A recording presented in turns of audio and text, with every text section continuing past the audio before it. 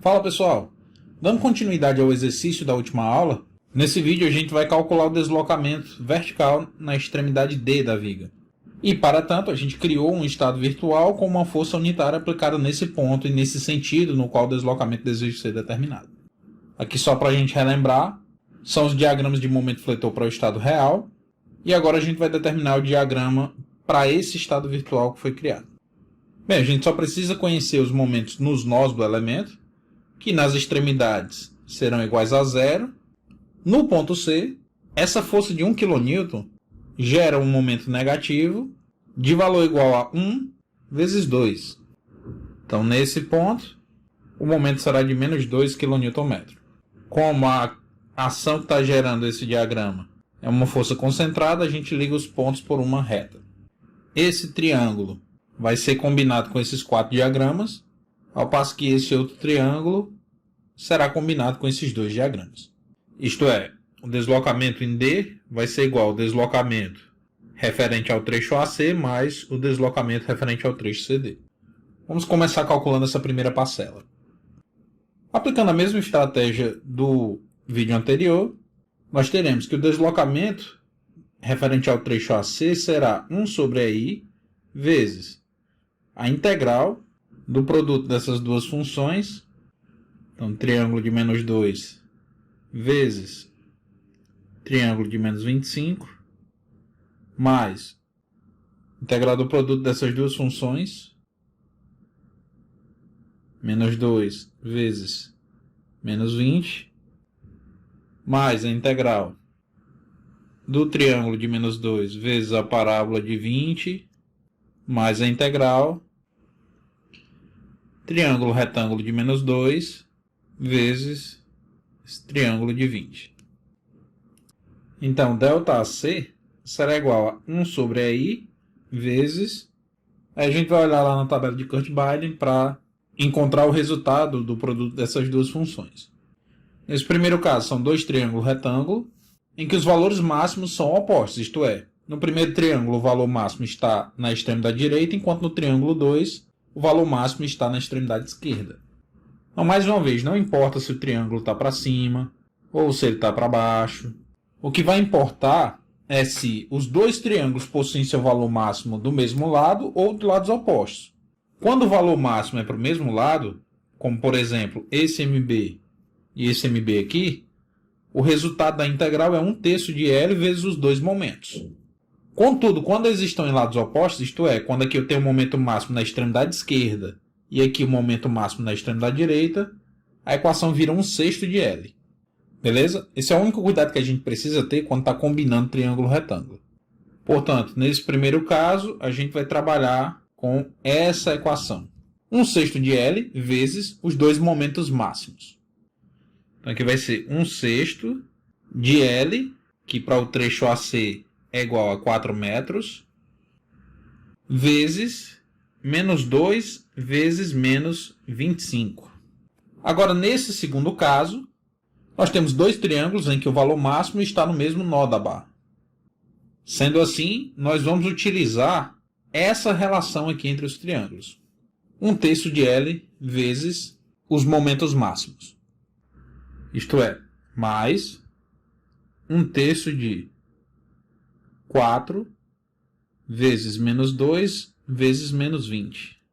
Agora nós vamos buscar a relação entre um triângulo retângulo e a parábola. Triângulo retângulo com a parábola gera essa relação de 1/3 de L vezes os 2 momentos máximos. Logo, teremos mais 1/3 de L vezes menos 2 vezes 20. Por último, triângulo retângulo com esse triângulo cujo valor máximo se dá no meio.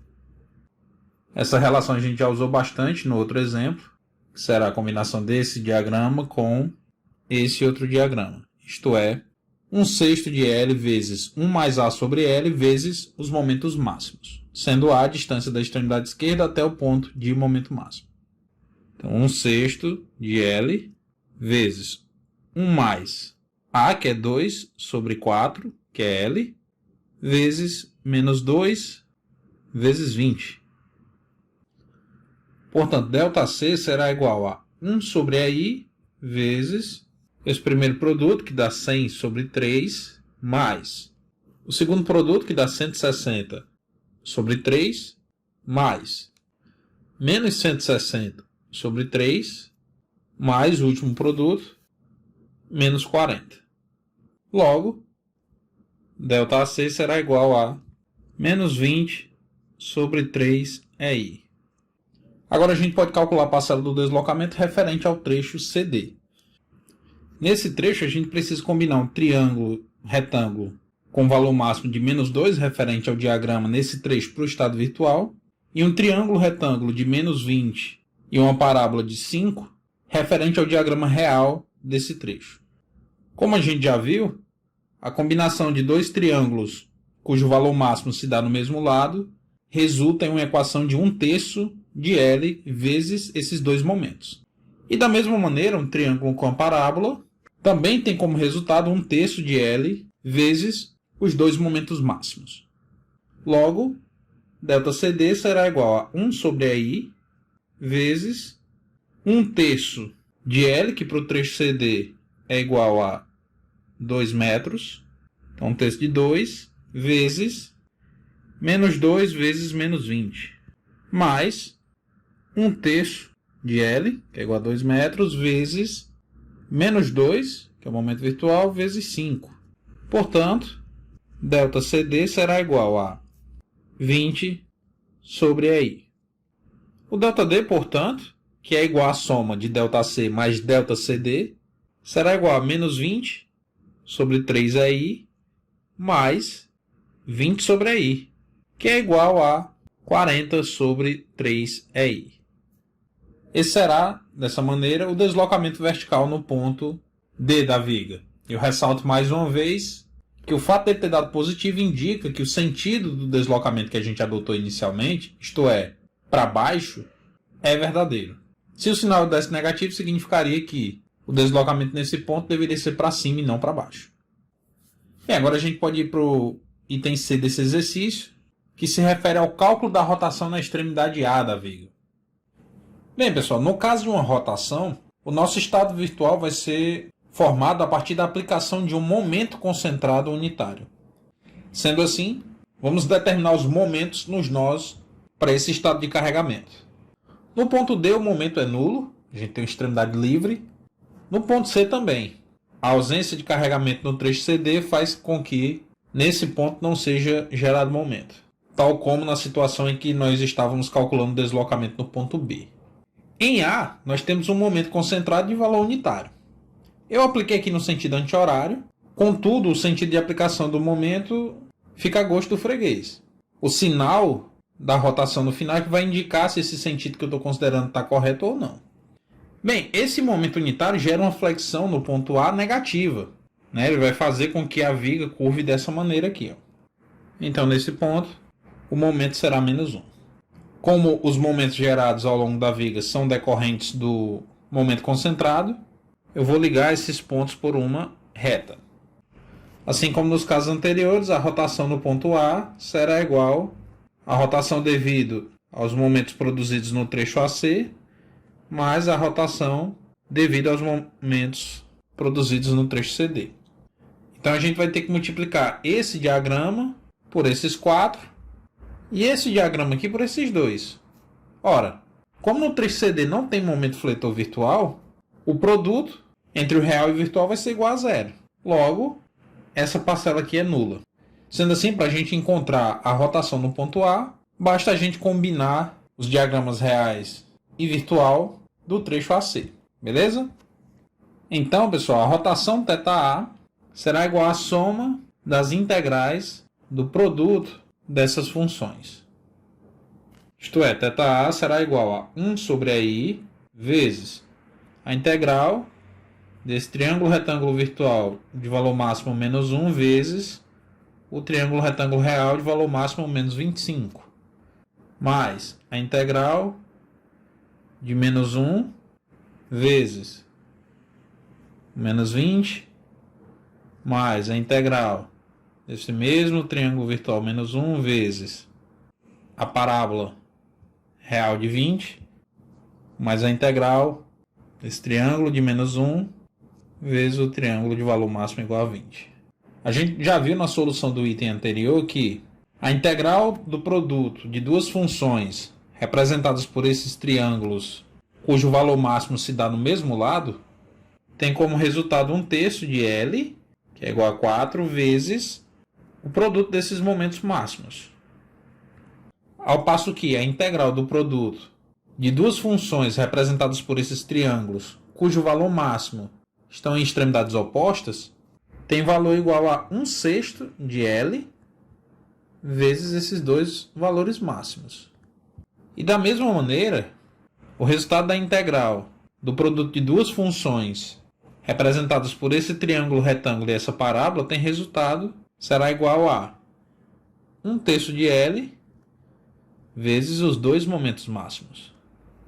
Por fim, o resultado desse produto será igual a 1/6 de L vezes 1 mais A sobre L, que é 2 sobre 4, vezes os dois momentos máximos. Θ será, portanto, igual a 1 sobre AI vezes 100 sobre 3 mais 40 sobre 3 menos 80 sobre 3 menos 20.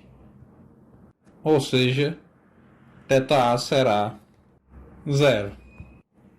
O que significa que o momento concentrado de 25 kN aplicados à extremidade direita da viga gera uma rotação θ no sentido anti-horário, enquanto a carga distribuída que é aplicada gera uma rotação de igual valor no sentido horário. Aí elas se anulam e a rotação final dá igual a 0. A título de curiosidade, pessoal, esse exercício originalmente era uma viga engastada e simplesmente apoiada. E aí, para torná-la isostática, eu passei para vocês como apoio duplo e a reação de momento que era gerada nesse ponto eu joguei para vocês como carregamento externo. Por isso que a rotação deu 0. Tá bom? A propósito, se vocês forem fazer a análise dimensional, vocês vão perceber que esse resultado dessa rotação sai como um adimensional. Isso porque a rotação, nesse caso, é obtida em radianos. Ó, pessoal, para a gente treinar um pouquinho mais, vamos calcular a rotação no ponto D. Para tanto, a gente cria um estado virtual com um momento concentrado, unitário, aplicado nesse ponto. O momento no ponto A vai ser igual a 0, uma extremidade sem momento concentrado. No ponto D, o momento será igual a 1, que nesse caso gera na barra uma flexão negativa, ou seja, no ponto D, o momento aqui é de menos 1. Se a gente fizer uma seção aqui no ponto C, a gente chega à conclusão que o momento nesse ponto também será igual a menos 1. Então o momento fletor aqui é constante e com valor igual a menos 1 ao longo de todo o trecho CD. E entre o trecho AC, ele vai de 0 até esse menos 1.